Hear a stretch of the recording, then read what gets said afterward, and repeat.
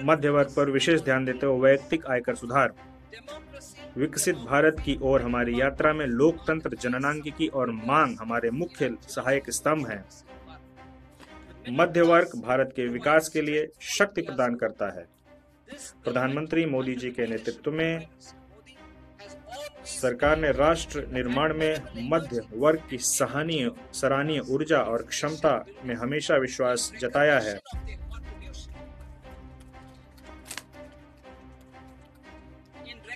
उनके योगदान को देखते हुए हमने उनके कर के बोझ को समय समय पर कम किया है।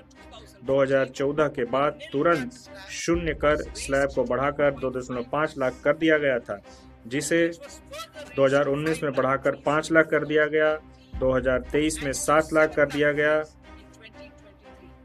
यह मध्य वर्ग की करदाताओं पर हमारी सरकार के विश्वास को दर्शाता है। मुझे अब यह घोषणा करते हुए प्रसन्नता हो रही है कि नई कर व्यवस्था के अंतर्गत 12 लाख तक की आय अर्थात विशिष्ट दर आय जैसे पूंजीगत लाभ को छोड़कर 1 लाख प्रतिमाह की औसत पर कोई आयकर देय नहीं होगा।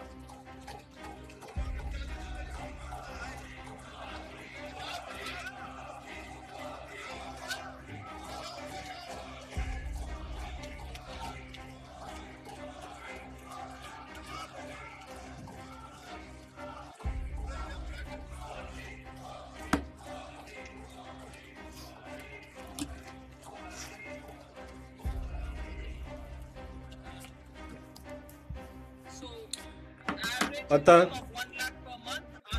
1 लाख अर्थात विशिष्ट आय दर जैसे पूंजीगत लाभ को छोड़कर नए व्यवस्था में यह जो लिमिट है वो 12.75 लाख की होगी वेतनभोगी करदाताओं के लिए, जो कि वर्तमान में 75,000 की मानक कटौती के कारण है। सभी करदाताओं को लाभान्वित करने के लिए सभी श्रेणियों में कर लैब और दरों में परिवर्तन किए जा रहे हैं।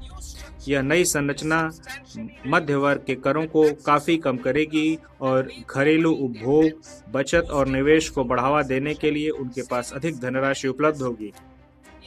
मैं नई कर व्यवस्था में निम्नानुसार कर दर संरचना को संशोधित करने का प्रस्ताव करती हूँ। 0 से 4 लाख रुपए 0, 4 से 8 लाख रुपए 5%, 8 से 12 लाख रुपए 10%, 10 से 12 लाख रुपए 15%, 16 से 20 लाख रुपए 20%, 20 से 24 लाख रुपए 25%, 24 लाख रुपए से अधिक 30%,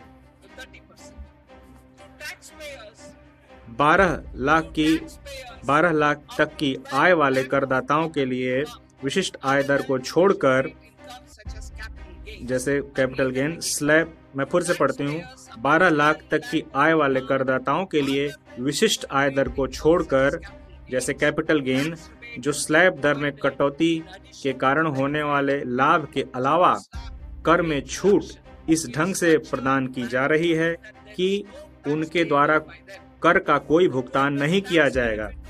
आय के विभिन्न दरों में स्लैब दर संबंधी परिवर्तनों और छूट के कुल कर लाभ को उदाहरणों के साथ दर्शाया जा सकता है।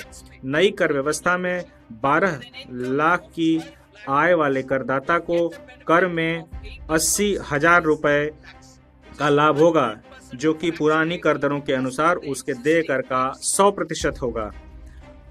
18 लाख रुपए की आय वाले व्यक्ति को कर में, जो कि 18 लाख की आय प्राप्त कर रहा है, उसको 70,000 रुपए, जो कि पुरानी कर दरों के अनुसार देय कर का 30% होगा, का लाभ होगा।